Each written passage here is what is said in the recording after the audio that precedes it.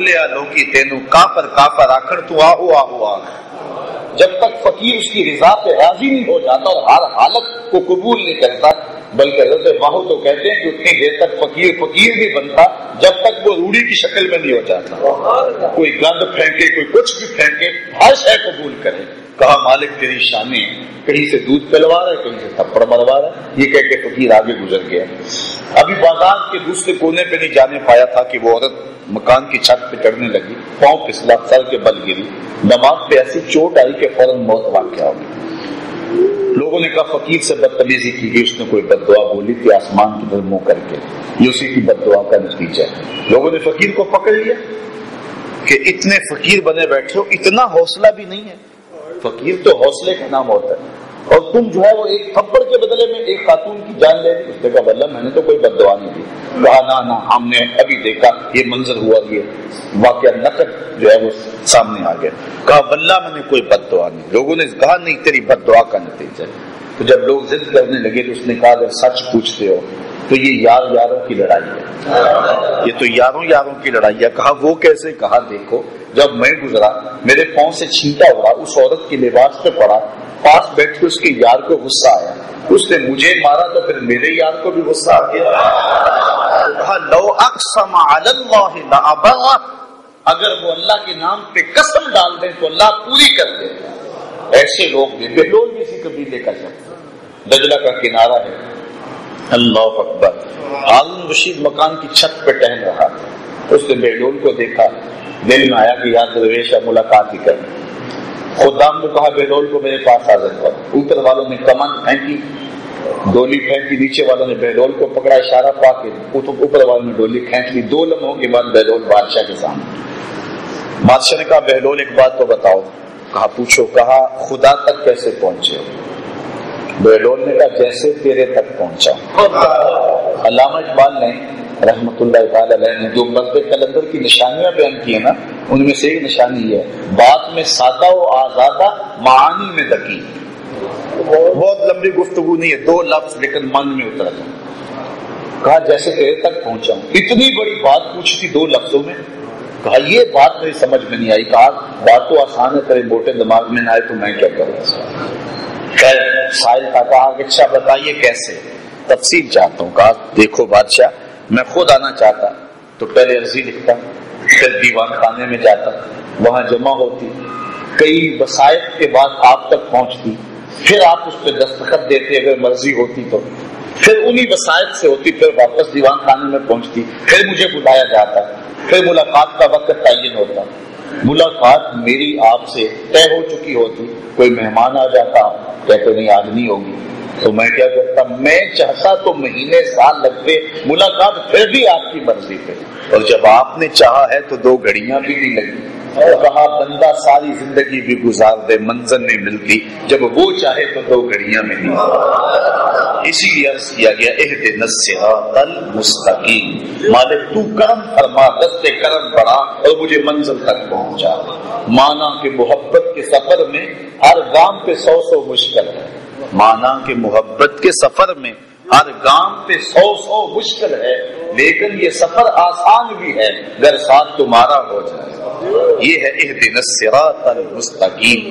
اے اللہ ہمیں سیدھی راہ پہ چلا دے. یہ سوال ہے بندے کا جو ہر روز بارگاہ قدس میں عرض کرتا ہے اور ہاتھ باندھ کے دست بستا اپنی مناجات کا خلاصہ جو اس کے حضور پیش کرتا ہے وہ یہی دعا ہے، یہی مانگتا ہے اے اللہ ہمیں سیدھی راہ پہ چلا دے. اس پر بہت کچھ کہا جا سکتا، میں مضمون کی طرف بڑھ رہا ہوں.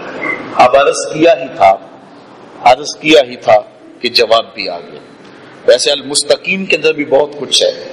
راستہ استقامت والا، راستہ سیدھا مستقیم راہ، جس کے اندر جو ہے وہ افراط و تفریط نہ ہو، بالکل سیدھی راہ جو مجھے منزل تک پہنچا دے. اور یہ بات ذہن میں رکھیں، جب بھی سفر شروع کریں تو سب سے پہلے راستے کا تعین ہوگا، تو پھر جو ہے وہ منزل قریب ہوتی جائے گا. کچھ لوگ بے تحاشا دوڑ پڑتے ہیں اور منزل کا تعین نہیں کرتے، منزل نصیب نہیں ہوتی. دیکھیے آپ نے لاہور جانا ہے تو اس کے لیے رخ آپ کو اس سمت کرنا پڑے گا، پھر آپ آہستہ آہستہ آہستہ بھی چلتے رہیں گے تو ایک دن منزل پہ پہنچ جائیں گے. لاہور جانے کے لیے آپ بالکل یہاں سے جنوب رخ اختیار کر رہے ہیں تو پھر آپ بالکل ایک ایک قدم قدم بھی روز اٹھائیں گے تو ہر قدم آپ کو منزل کے قریب کر دے گا. لیکن اگر آپ کا رخ سیدھا نہیں ہے، آپ جنوب کی بجائے رخ کرنے کی بجائے مشرق کو رخ کر چکے ہیں، اور آرزو یہ ہے کہ میں لاہور پہنچ جاؤں، جتنا تیز چلیں گے اتنا منزل سے دور ہوتے چلے جائیں گے. اس لیے منزل تک پہنچنے کے لیے پہلے منزل کے رخ کا تعین کرنا پڑے گا، پھر آہستہ آہستہ چلنا بھی منزل تک پہنچا دے گا. اور اگر راستہ غلط ہو گیا تو پھر تیز دوڑنا منزل سے دور تو کرے گا، منزل کا قرب نصیب نہیں ہوگا. یہ سب سے اہم بات ہے، اور یہی صراط مستقیم ہے جو اللہ کے حضور ہم مانگتے ہیں. اب اس کو اس آیت کریمہ کے تناظر کے اندر دیکھیں تو آگے رہنمائی کر دی گئی. صراط الذین انعمت علیہم غیر المغضوب علیہم ولا الضالین. دو لوگ ہیں، یہود و نصارہ. مغضوب علیہم سے مراد یہود ہیں اور ضالین سے مراد نصارہ ہیں. یہ افراط اور تفریط کی راہوں کے مسافر. ان کے راستے سے بھی گریز مانگا گیا اور ان کے راستے سے بھی پناہ چاہی گئی.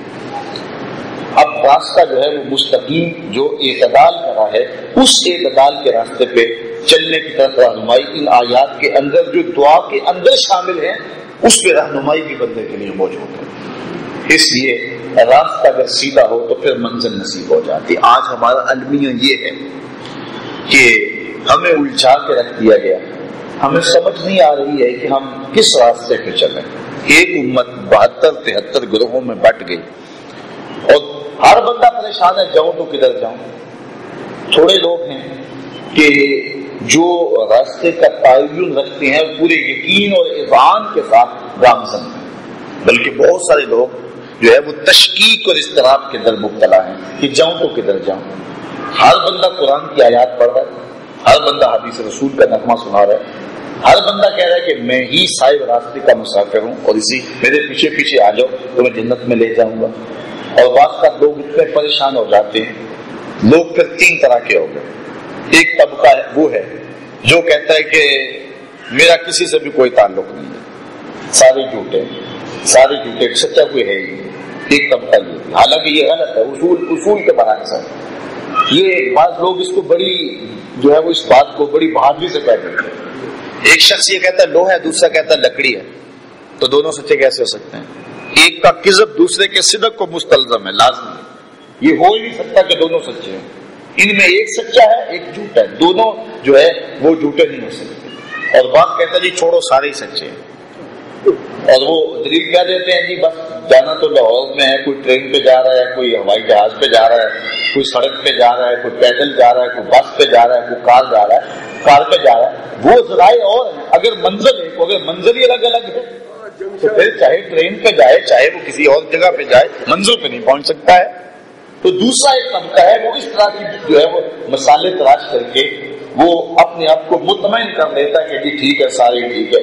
یہ بھی ایک ایسے شخص کی روش ہے جو حالات کا مقابلہ نہیں کر سکتا اور کمزور شخص ہے، وہ یہ کہتا ہے جی سارے ٹھیک ہے. ایک طبقہ بولا سارے غلط ہیں اور دوسرا بولا کہ سارے ٹھیک ہے. وہ کبھی آپ نے دیکھا لاری اڈے پہ کنڈکٹر جو حال کرتے ہیں سواری کا، ایک سامان اٹھا کے لے گیا، دوسرا بچہ چھین کے لے گیا اور تیسرے نے بڑھیا کو بازو سے پکڑا کہ ادھر آؤ، تو بعد کا بڑھیا ناراض ہو جاتے ہیں میں نے کہیں بھی نہیں جانا، چھوڑو. حالانکہ یہ جانا تو ہوتا ہے، لیکن وہ اتنے کنڈکٹروں کے رویے سے تنگ آ کے کہتی ہے میں نے کہیں بھی نہیں جانا، چھوڑ دو مجھ کو.